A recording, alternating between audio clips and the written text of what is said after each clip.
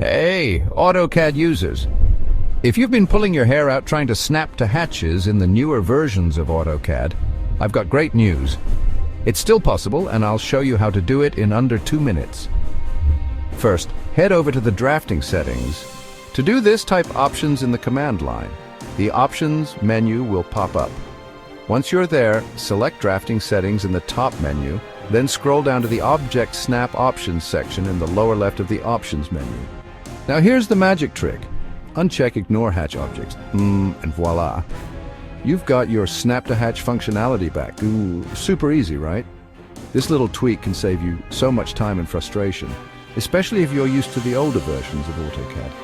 So give it a try and let me know how it works for you in the comments below. Don't forget to like and subscribe for more quick and helpful AutoCAD tips. Catch you in the next video. Thanks for watching.